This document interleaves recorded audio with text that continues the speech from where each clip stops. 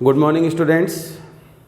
बच्चों, आपकी जो यूनिट चल रही है बायोटेक्नोलॉजी या जैव प्रौद्योगिकी, उसका पहला चैप्टर जैव प्रौद्योगिकी सिद्धांत व प्रक्रम अपन पढ़ रहे हैं। और लास्ट वीडियो लेक्चर में अपन पढ़ रहे थे बच्चों पुनर्योगज डीएनए तकनीक के साधन या औजार। और बच्चों जो साधन थे वो चार मुख्य होते हैं, उनके बारे में मैंने आपको बताया था। एंजाइम, विजातीय या बाहरी डीएनए, वाहक डीएनए और सक्षम परपोषी। तो अपन अध्ययन कर रहे थे बच्चों एंजाइमों का। और एंजाइमों में भी दो प्रकार के एंजाइम, एक लयनकारी और एक विदलनकारी, वहाँ तक का अध्ययन कंप्लीट कर चुके हैं। और विदलनकारी एंजाइमों के साथ साथ जो डीएनए के खंडों के पृथक्करण की तकनीक है जेल इलेक्ट्रोफोरेसिस, वो भी बच्चों अपन कंप्लीट कर चुके हैं। ठीक है, तो साधन या औजारों में अपन पढ़ रहे हैं एंजाइम्स। और कौन कौन से कंप्लीट कर चुके? नंबर 1 लयनकारी एंजाइम, नंबर 2 विदलनकारी एंजाइम। यहां तक का अध्ययन अपन बच्चों कंप्लीट कर चुके हैं। क्लियर? अब अपन नेक्स्ट प्रकार का जो एंजाइम पढ़ेंगे वो है बच्चों डीएनए लाइगेज या जॉइनिंग और सीलिंग एंजाइम। जॉइनिंग और सीलिंग एंजाइम, देखो बच्चों नाम से ही पता चल रहा है जॉइनिंग और सीलिंग। ये जो एंजाइम होता है ये डीएनए के खंडों को जॉइन करता है, उनको सील करता है, जोड़ता है। तो अपन इसका प्रयोग क्या बता सकते हैं? ये एंजाइम डीएनए खंडों को जोड़ने में प्रयुक्त होते हैं। ये एंजाइम डीएनए खंडों को जोड़ने में प्रयुक्त होते हैं। ध्यान देंगे, मोस्ट कॉमन जो सर्वाधिक सामान्य प्रकार का डीएनए लाइगेज है वो है बच्चों T4 डीएनए लाइगेज। तो ये उदाहरण हो गया डीएनए लाइगेज का जिसका प्रयोग सर्वाधिक किया जाता है। और ध्यान रखना बच्चों, ये जो T4 डीएनए लाइगेज है इसकी खोज भारतीय वैज्ञानिक ही थे हरगोविंद खुराना के द्वारा इसकी खोज की गई थी। किसमें से? T4 जीवाणु भोजी। जीवाणु भोजी आप जानते ही हो, ऐसे विषाणु जो जीवाणु कोशिकाओं को संक्रमित करते हैं क्या कहलाते हैं? जीवाणु भोजी। तो T4 ये एक जीवाणु भोजी था और इस जीवाणु भोजी से अलग किया था हरगोविंद खुराना ने। कौन सा DNA ligase? T4 DNA ligase. महत्वपूर्ण क्यों है ये? क्योंकि जेनेटिक इंजीनियरिंग के प्रोसेस में सबसे ज्यादा काम में लिया जाने वाला डीएनए लाइगेज है ये। ठीक है, नेक्स्ट फोर्थ प्रकार के जो एंजाइम हैं वो हैं एल्केलाइन फोस्फेटेज या क्षारीय फोस्फेटेज। एल्केलाइन फोस्फेटेज या क्षारीय फोस्फेटेज। अब देखो बच्चों ये एंजाइम क्या काम करता है, ध्यान देना। कंसेप्ट क्या है उसको समझो बच्चों। डीएनए की वृत्ताकार रहने की प्रवृत्ति होती है। जो डीएनए होता है ना वो बच्चों डीएनए कैसा रहना चाहता है? वृत्ताकार रहना चाहता है। ऐसी डीएनए की क्या होती है? प्रवृत्ति होती है। अभी जैसे मान लो सपोज ये प्लाज्मिड है, अब अपन जानते हैं प्लाज्मिड कैसा है, वृत्ताकार, और इस प्लाज्मिड को मान लो कट कर दिया यहां से रेस्ट्रिक्शन एंडोन्यूक्लिएज एंजाइम से, तो इस डीएनए की नेचर क्या रहेगी कि ये वृत्ताकार होना चाहता है। अभी जैसे मान लो अपन ने कोई ये बाहरी डीएनए का टुकड़ा सेपरेट किया, अलग किया, ठीक है, बाहरी डीएनए, और पुनर्योगज डीएनए बनाए, उसके लिए जरूरी क्या है, इस बाहरी डीएनए को वाहक डीएनए के अंदर जोड़ा जाए, तभी तो पुनर्योगज डीएनए बनेगा। अब इन डीएनए की प्रवृत्ति कैसी रहती है, वृत्ताकार प्रवृत्ति रहती है। और बच्चों जब ये वृत्ताकार प्रवृत्ति के अगर रहेंगे तो इनको आपस में जोड़ने में क्या होगी, कठिनाई होगी, ठीक है। उस कठिनाई को दूर करता है ये एल्केलाइन फॉस्फेटेज। देखो बच्चों क्या काम करता है, नाम से ही पता चल रहा है, फॉस्फेटेज फॉस्फेट समूह को हटाता है। और अपन जानते हैं डीएनए में फॉस्फेट समूह कहां पाया जाता है, 5 प्राइम पर, जो 5 किनारा होता है इस पर फॉस्फेट समूह मुक्त रहता है, 3 प्राइम पर OH समूह मुक्त रहता है। तो क्षारीय फॉस्फेटेज एंजाइम का काम क्या हो जाएगा, यह एंजाइम डीएनए के 5 प्राइम किनारे से फॉस्फेट समूह को हटाता है। यह एंजाइम डीएनए के 5 प्राइम किनारे से फॉस्फेट समूह को हटाता है। अब फॉस्फेट समूह को हटा देगा तो क्या होगा, डीएनए को वृत्ताकार होने से रोकता है, डीएनए को वृत्ताकार होने से रोकता है, और डीएनए को रेखिक बनाए रखता है, जिससे डीएनए खंड आसानी से जुड़ सके, जिससे डीएनए के टुकड़े आसानी से जुड़ सके। बच्चों एल्केलाइन फॉस्फेटेज का काम समझ में आ गया। सिंपल सा ध्यान रखना कि जो 5 प्राइम किनारा होता है डीएनए का, उस पर से ये फॉस्फेट समूह को हटा देता है। फॉस्फेट समूह हट जाएगा तो क्या होगा, डीएनए वृत्ताकार नहीं हो पाएगा और कैसा बना रहेगा, रेखिक। और रेखिक डीएनए को बच्चों डीएनए लाइगेज जो होता है वो आसानी से जोड़ सकता है। क्लियर। अंतिम महत्वपूर्ण एंजाइम जो अपने को पढ़ना है, 4 प्रकार के तो कंप्लीट हो गए, और लास्ट महत्वपूर्ण जो अपने को पढ़ना है वो है बच्चों संश्लेषणकारी एंजाइम।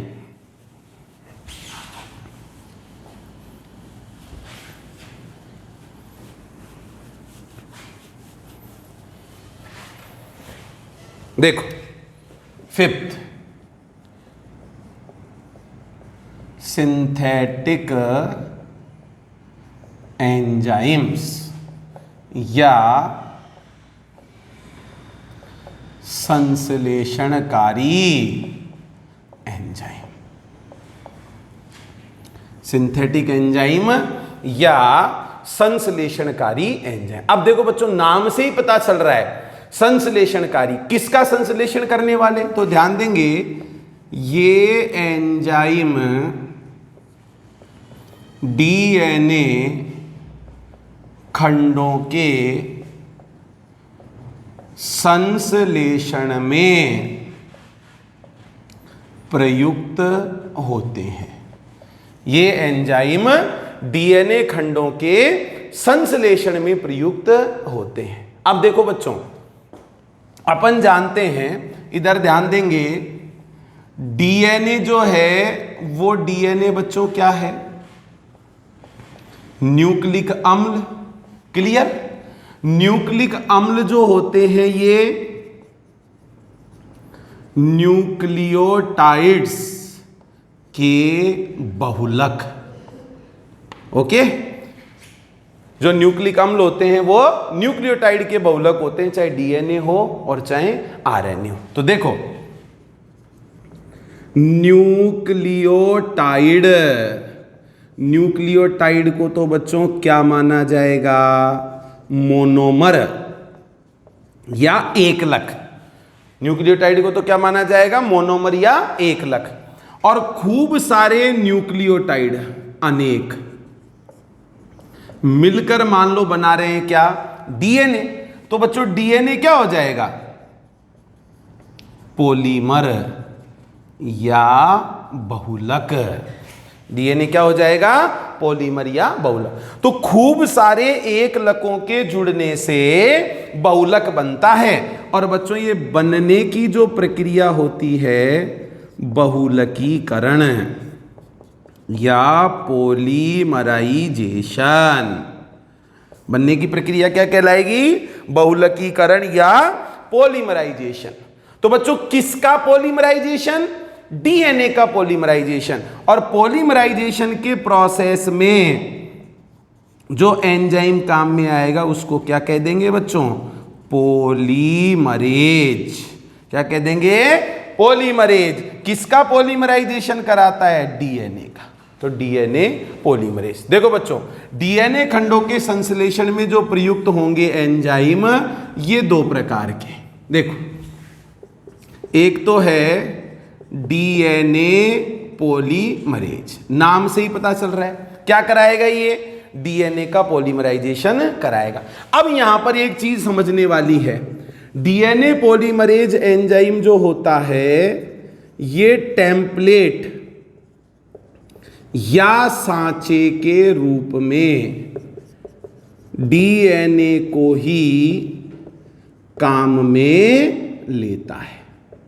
भाई नया डीएनए का जो खंड बनना है वो खंड किस आधार पर बनेगा, किसी पुराने रज्जु के आधार पर बनेगा। ठीक है, तो डीएनए पॉलीमरेज जो होता है वो नए डीएनए रज्जु के संश्लेषण के लिए टेम्पलेट के रूप में किसको प्रयोग करता है, डीएनए को। जैसे अभी इधर देखो, मान लो ये द्विरज्जु की डीएनए है, 5 prime 3 prime 3 prime 5 prime, TACGAT TACGATGCT, ये मान लेते हैं अपन द्विरज्जु की डीएनए है। अब इस डीएनए से नए डीएनए का संश्लेषण हो, इस डीएनए से नए डीएनए का संश्लेषण हो, तो बच्चों ये जो दोनों रज्जु होते हैं, ये दोनों रज्जु एक दूसरे से क्या होंगे, अलग अलग होंगे, पृथक पृथक होंगे। और ये पृथक पृथक जब होंगे तब ही बच्चों इन पर उपस्थित ये क्षारों का अनुक्रम पढ़ा जा सकता है। ऐसे इमेजिन कर सकते हैं ATGCTACGAT TACGATGCT, ऐसे मान लो। ये जो द्विरज्जु की डीएनए है, इस द्विरज्जु की डीएनए में जो क्षारों के जोड़े हैं, इन जोड़ों के बीच के हाइड्रोजन बंध टूट जाते हैं। और ये हाइड्रोजन बंध जब टूट जाएंगे तो बच्चों ये दोनों रज्जु एक दूसरे से क्या हो जाएंगे, पृथक पृथक हो जाएंगे। अब यहां पर ध्यान देंगे, ये जो दोनों ही रज्जु पृथक हुए हैं, ये दोनों ही रज्जु कैसे काम में आएंगे, टेम्पलेट या सांचे के रूप में काम में आते हैं। दोनों ही रज्जु टेम्पलेट या सांचे के रूप में काम आते हैं। देखो बेटे, ये जो डीएनए के दोनों रज्जु पृथक हुए हैं, ये दोनों ही कैसे काम करेंगे, टेम्पलेट या सांचे के रूप। मतलब जो नया रज्जु बनेगा उस पर बच्चों इनके पूरक न्यूक्लियोटाइड जोड़े जाएंगे। मतलब इसके सामने नया रज्जु बन जाएगा, इसके सामने नया रज्जु बन जाएगा, और जो न्यूक्लियोटाइड जुड़ेंगे वो इसके पूरक होंगे। यहाँ थाइमिन है तो एडिनिन, एडिनिन है तो थाइमिन, ग्वानिन है तो साइटोसिन, साइटोसिन है तो ग्वानिन, एडिनिन है तो थाइमिन, थाइमिन है तो एडिनिन, साइटोसिन है तो ग्वानिन। मतलब ये जो डीएनए का रज्जु अलग हुआ है, ये बच्चों कैसे काम कर रहा है, सांचे के रूप में काम कर रहा है। मतलब इसके अनुसार क्या बनेगा, नया रज्जु बनेगा। अब यहां पर ध्यान देने वाली बात क्या है, इस लाइन को देखो, डीएनए पॉलीमरेज टेम्पलेट या सांचे के रूप में किसको काम में लेता है? डीएनए को ही काम में लेता है। बनवाता भी क्या है? नया डीएनए ही बनवाता है। इसलिए डीएनए पॉलीमरेज को, ध्यान देना बच्चों, ये प्रश्न पूछा जाता है, DNA dependent DNA polymerase, DNA dependent DNA polymerase, DNA पर निर्भर डीएनए पॉलीमरेज कहा जाता है। भाई बनवा क्या रहा है? डीएनए मतलब है तो क्या? डीएनए पॉलीमरेज, लेकिन निर्भर किस पर है? डीएनए पर ही। तो DNA dependent DNA polymerase. Clear? दूसरा जो संश्लेषणकारी एंजाइम है वो बच्चों और भी ज्यादा महत्वपूर्ण है, ध्यान से समझना। दूसरा जो संश्लेषणकारी एंजाइम है उसको कहते हैं रिवर्स ट्रांसक्रिप्टेज। क्या कहेंगे बच्चों? Reverse transcriptase. और आप जानते हो ट्रांसक्रिप्शन क्या होता है? इधर ध्यान दो, डीएनए से आरएनए बनना क्या कहलाता है? ट्रांसक्रिप्शन। इससे कोई फर्क नहीं पड़ रहा कि वो आरएनए कौन सा बन रहा है, चाहे एमआरएनए बनो, चाहे टीआरएनए बनो, चाहे आरआरएनए बनो, डीएनए से आरएनए बनना ट्रांसक्रिप्शन कहलाता है। और आरएनए से भी डीएनए बनाया जा सकता है। इस प्रोसेस को कहते हैं रिवर्स ट्रांसक्रिप्शन या व्युत्क्रम अनुलेखन। रिवर्स ट्रांसक्रिप्शन या व्युत्क्रम अनुलेखन। और इस प्रक्रिया में जो एंजाइम काम में आता है वो एंजाइम बच्चों क्या कहलाता है? Reverse transcriptase. अब सोच के देखो बन क्या रहा है? आरएनए से डीएनए। बन तो डीएनए ही रहा है, इसका मतलब है तो क्या? DNA polymerase. है तो डीएनए पॉलीमरेज ही, लेकिन वो डीएनए पॉलीमरेज सांचे के रूप में किसको काम में ले रहा है? आरएनए को काम में ले रहा है। तो रिवर्स ट्रांसक्रिप्टेज बच्चों क्या हो जाएगा? RNA dependent DNA polymerase. मतलब आरएनए पर निर्भर डीएनए पॉलीमरेज। समझ गए दोनों में अंतर क्या है? दोनों ही बनवा तो डीएनए रहे हैं, लेकिन एक सांचे के रूप में डीएनए को काम में लेता है, एक सांचे के रूप में आरएनए को काम में लेता है। तो डीएनए को काम में ले रहा है इसलिए डीएनए डिपेंडेंट डीएनए पॉलीमरेज, और आरएनए को काम में ले रहा है इसलिए RNA dependent DNA polymerase. Clear?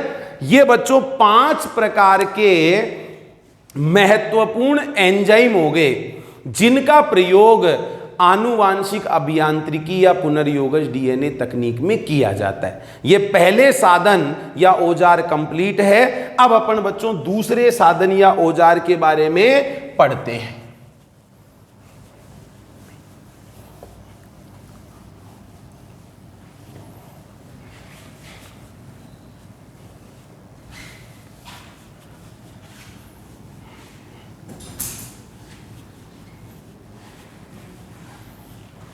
देखो बच्चों दूसरा साधन क्या है?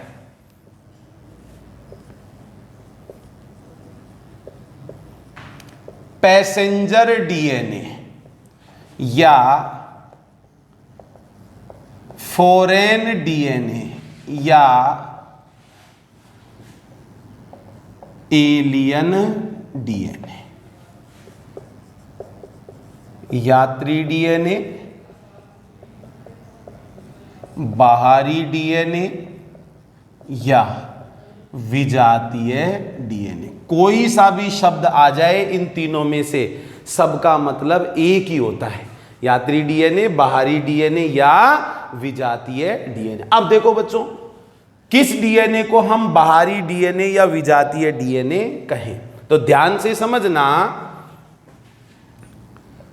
वह डीएनए जिसे वाहक डीएनए के साथ जोड़कर एक जीव से दूसरे जीव में स्थानांतरित किया जाता है। याद करो, साल्मोनेला टाइफी म्यूरियम जीवाणु में बताया था मैंने आपको प्रतिजैविक प्रतिरोधी जीन होता है। तो प्रतिजैविक प्रतिरोधी जीन युक्त क्या था? डीएनए का टुकड़ा। किसका? साल्मोनेला टाइफी म्यूरियम का। किसके साथ जोड़ा? दूसरे प्लाज्मिड के साथ। और किस में पहुंचाया? इकोलाई जीवाणु में। मतलब किसी जीव के डीएनए का वह टुकड़ा जिसको वाहक डीएनए के साथ जोड़कर दूसरे जीव में स्थानांतरित किया जाता है, वो डीएनए ही बच्चों क्या कहलाएगा? पैसेंजर डीएनए, फॉरेन डीएनए या एलियन डीएनए। या और सरल भाषा में अपन क्या समझ सकते हैं? वह डीएनए खंड जिसे वाहक डीएनए के साथ जोड़कर पुनर्योगज डीएनए बनाया जाता है। वह डीएनए खंड जिसे वाहक डीएनए के साथ जोड़कर पुनर्योगज डीएनए बनाया जाता है, बस उसी डीएनए खंड को बच्चों क्या कहेंगे? बाहरी डीएनए या विजातीय डीएनए। अब देखो, इस बाहरी डीएनए से ही हमको लेना होता है उत्पाद। कोई लाभकारी उत्पाद या कोई लाभकारी सेवा हम किससे प्राप्त करते हैं? इस बाहरी डीएनए से ही प्राप्त करते हैं। अब बच्चों, ये विजातीय डीएनए कौन कौन से प्रकार का हो सकता है, कैसे कैसे इसको प्राप्त किया जा सकता है? तो ध्यान से समझना, विजातीय डीएनए निम्न 3 तरीकों से प्राप्त किया जा सकता है या 3 तरीकों का हो सकता है। नंबर 1, पूरक डीएनए। नंबर 2, संश्लेषित डीएनए।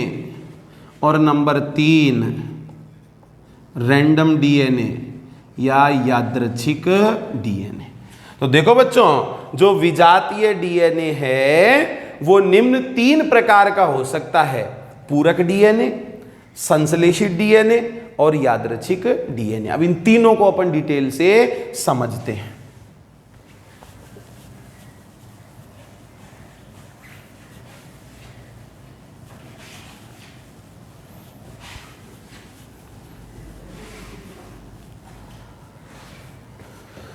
नंबर 1,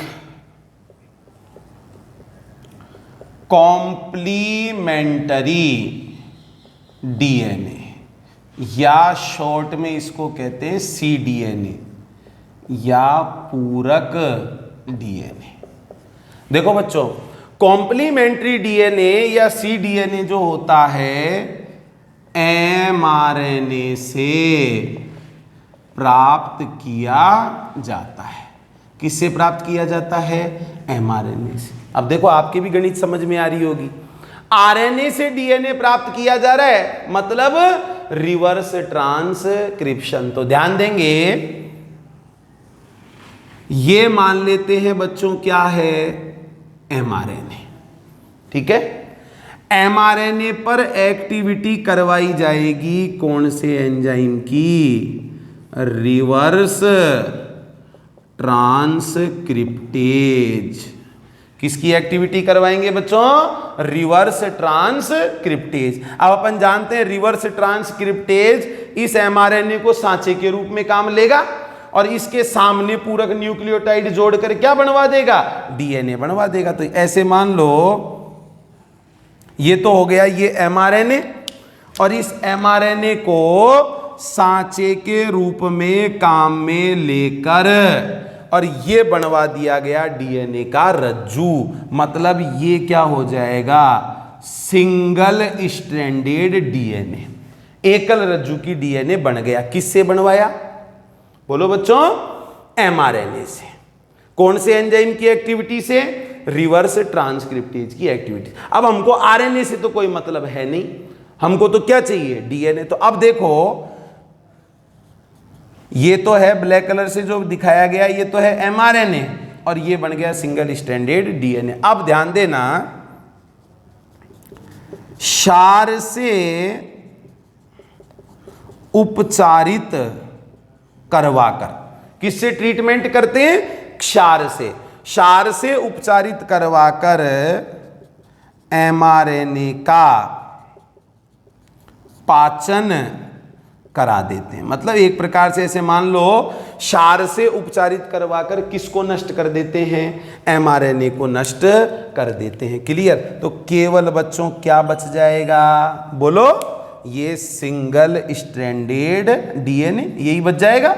ऐसे मान लो क्षार से ट्रीटमेंट करवाया तो ये एमआरएनए क्या हो गया? डिस्ट्रॉय हो गया। केवल क्या बच जाएगा? Single stranded DNA. ये सिंगल स्ट्रैंडेड डीएनए जो बचता है ना, ये ही बच्चों क्या होता है?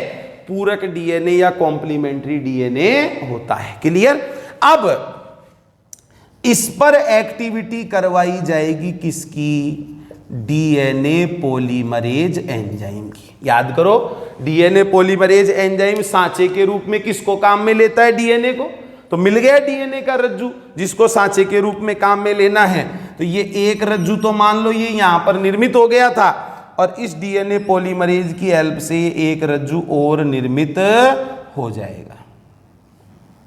ये लो साहब, ये क्या बन गया? डबल स्ट्रैंडेड डीएनए, द्विरज्जु की डीएनए। अब इस डीएनए को अपन वाहक डीएनए के साथ जोड़कर पुनर्योगज डीएनए बनाने के काम में ले सकते हैं। ठीक है? तो ये पहले प्रकार का डीएनए हो गया, पूरक डीएनए, जिसको अपन विजातीय डीएनए के रूप में काम ले सकते हैं। नेक्स्ट,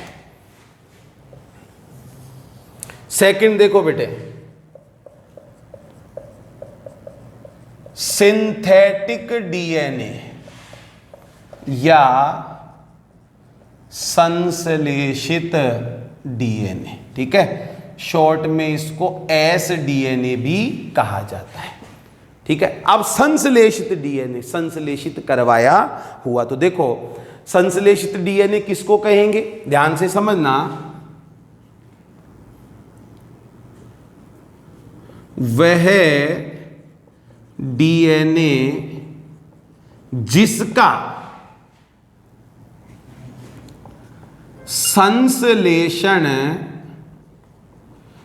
डीएनए टेम्पलेट की सहायता से या बिना डीएनए टेम्पलेट के करवाया जाता है।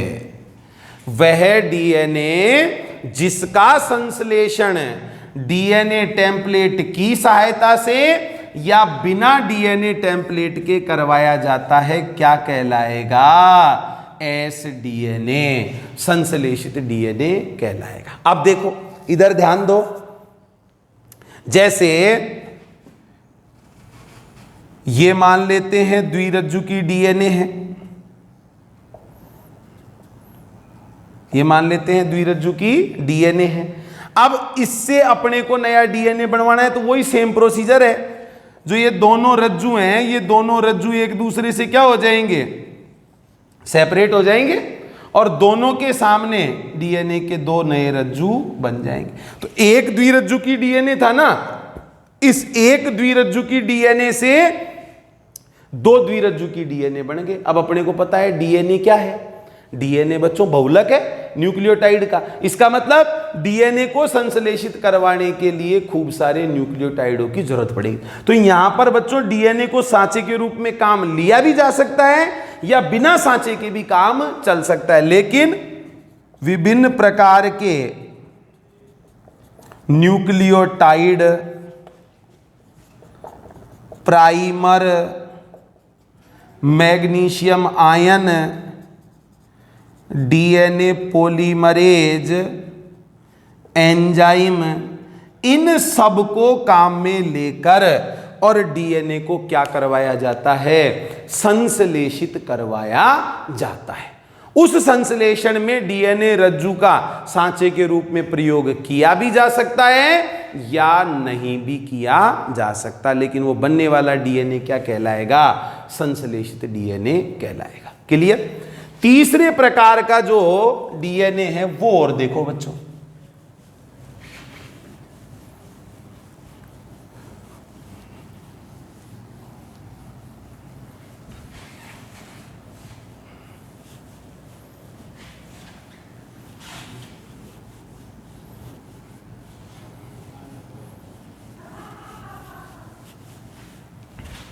देखो तीसरे प्रकार का जो डीएनए है उसको बोलते हैं बच्चों रैंडम डीएनए या यादृच्छिक डीएनए या आरडीएनए। ठीक है। अब अपन जानते हैं जैसे ये मान लो कोई कोशिका है। क्लियर। कोशिका के अंदर डीएनए कहां पर पाया जाएगा, केंद्रक में। ये मान लो केंद्रक है और केंद्रक के अंदर क्या प्रेजेंट है, ये गुणसूत्र, और इन गुणसूत्रों में क्या प्रेजेंट है, डीएनए। आगे बात समझ में। तो रैंडम या यादृच्छिक डीएनए किसको कहा जाएगा, गुणसूत्रों को रेस्ट्रिक्शन एंडोन्यूक्लिएज द्वारा काटकर प्राप्त किए गए डीएनए खंड है। गुणसूत्रों को रेस्ट्रिक्शन एंडोन्यूक्लिएज एंजाइम द्वारा काटकर प्राप्त किए गए डीएनए खंड, इन्हीं को क्या कहा जाता है, रैंडम डीएनए। तो अपने को पता है कि साहब गुणसूत्रों के अंदर डीएनए उपस्थित है, तो उन गुणसूत्रों को क्या किया जाता है, कट किया जाता है। किसकी सहायता से, रेस्ट्रिक्शन एंडोन्यूक्लिएज की सहायता से। उससे प्राप्त होने वाले जो डीएनए के टुकड़े होते हैं, बस उन टुकड़ों को ही अपन क्या कहेंगे, रैंडम डीएनए। तो चाहे से पूरक डीएनए हो, चाहे से संश्लेषित डीएनए हो और चाहे से यादृच्छिक डीएनए हो, इनको वाहक के साथ में जोड़कर पुनर्योगज डीएनए के निर्माण में काम लिया जा सकता है। ये दूसरे साधन या औजार आनुवांशिक अभियांत्रिकी के या पुनर्योगज डीएनए तकनीक के कंप्लीट होते हैं। अब बच्चों अपन पढ़ेंगे तीसरे साधन और आवश्यकता क्या है, पुनर्योगज डीएनए तकनीक के प्रक्रम की और क्या क्या आवश्यकताएं हैं।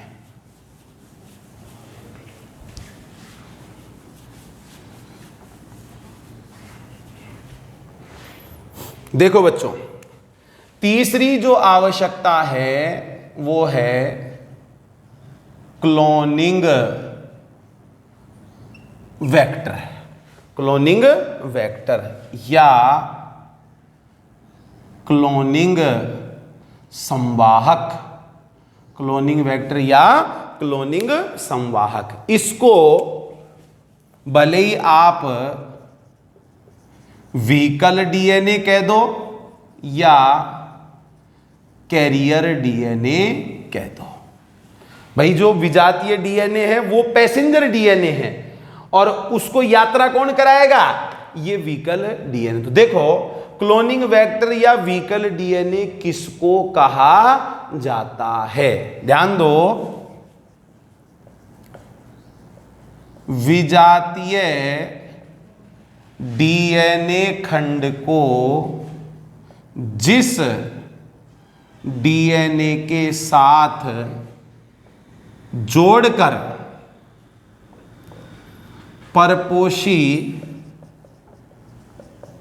कोशिका में स्थानांतरित किया जाता है।